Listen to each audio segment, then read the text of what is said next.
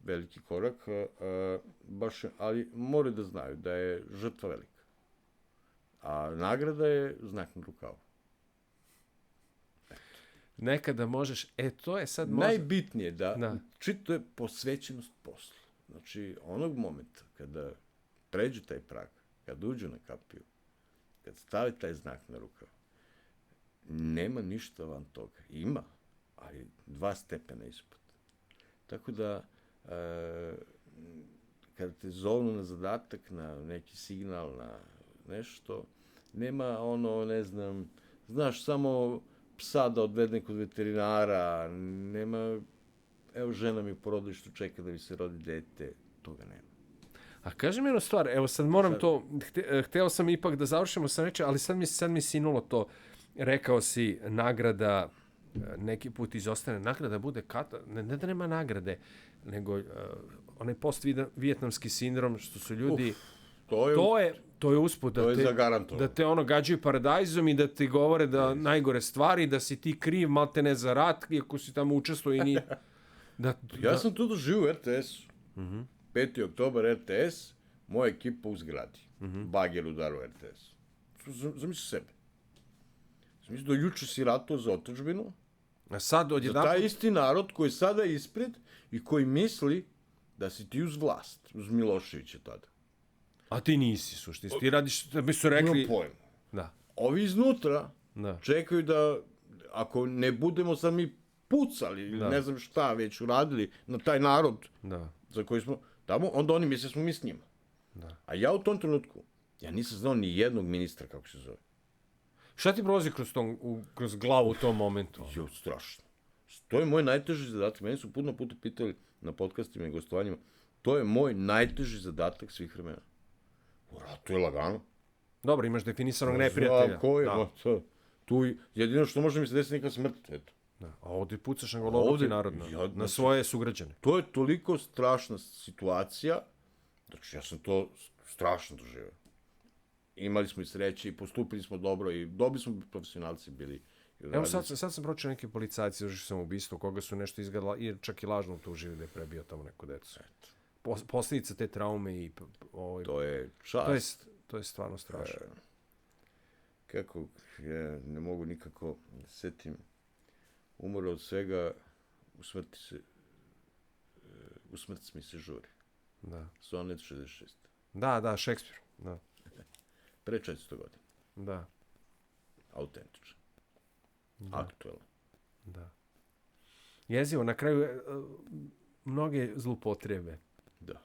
Nagrada je da to što ja osjećam u sebi taj ponos, da u trenutku kad je nebo gorelo sam pre svega branio otadžbinu, što sam bio u situaciji da eto, nosim to pravo i tu dužnost i tu moju obavezu. Meni je jedina želja koju nisam ispunio u životu je što taj isti moj deda mene nije vidio kako s puškom ide da branim Kosovo. To mi je baš onako, ali on je, mislim, umre 95 godina. Ja znam da bi on bio ponosan na to. Moji roditelji su, naravno, brinuli su se, naravno. Mislim, mogu samo da pojmim koliko je to bilo. Vidiš, to je vrlo, vrlo jedan važan moment i posle dođe do nekih obrta i političari jednostavno prave neke dogovore koji posle potroše sve to nekako i... Ja nikada ali, na primjer, ti kao vojno lice i kao čovjek koji je aktivno se bavio, evo, mi smo imali tu nesreću da je Srbima od ovim 30 godina koliko je bilo sukoba ovde, da su nekako, mnogo je naših oficira izvedeno pred neke međunarodne institucije, sudove. Sada, evo, a ko je sudio ikada nekim američkim oficirima? Nikada u životu ne bi nikog dali. Čovječe, mi krenemo... Nikad ne bi predali. Treba krenemo od toga da američka država, znači USA i SAD, oni garantuju za svoje sportiste da ovi nisu dopingu. I onda ovi ne prođu tu kontrolu. Da, oni to je na reči, veruješ, da. Da, kao nismo majke mi. Da, nismo majke. Znači, krećemo od tih najbizarnijih stvari. Dođemo do toga, do komandne odgovornosti. Znači, ako je Ratko Mladić kriv, treba da odgovara. Da, treba. Ako je Nebojša Pavković general bio kriv, treba da odgovara. Oni su njih optužili. Znači, Da. to smo završili. Komandna odgovornost, Da. tako je. Eskadrila aviona i gađala most u Varvarinu, most u Grdelici. Ubili su onog 79 dece. Da. Ako kažemo da ti piloti, znači, govorimo o komandnoj odgovornosti, njihov komandant avijacijskog puka, Mora bi da odgovara.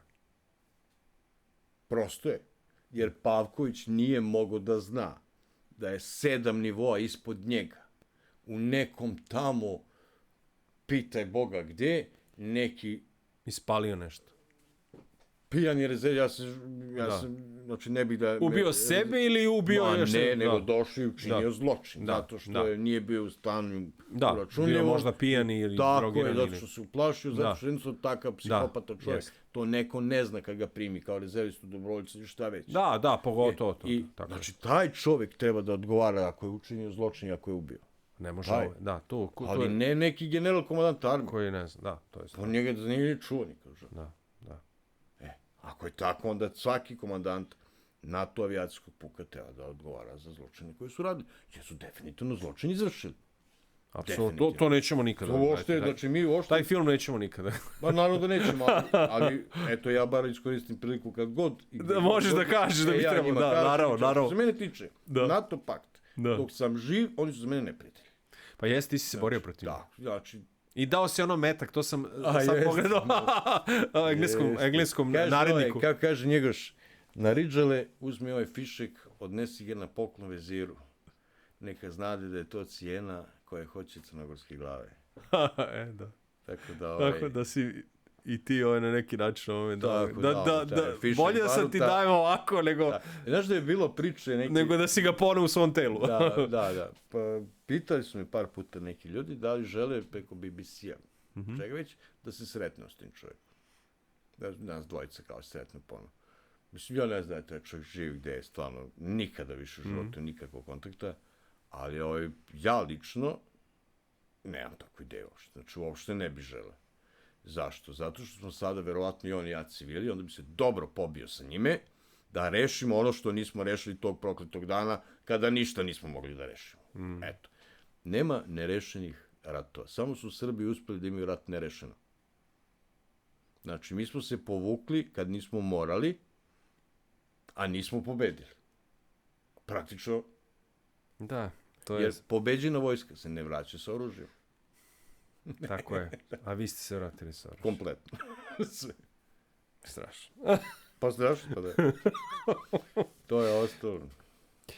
Dobro, u svakom slučaju, hvala ti puno za ovaj razgovor i... Me je bio izuzetno zadovoljstvo. Nadam se da ti je bilo prijatno.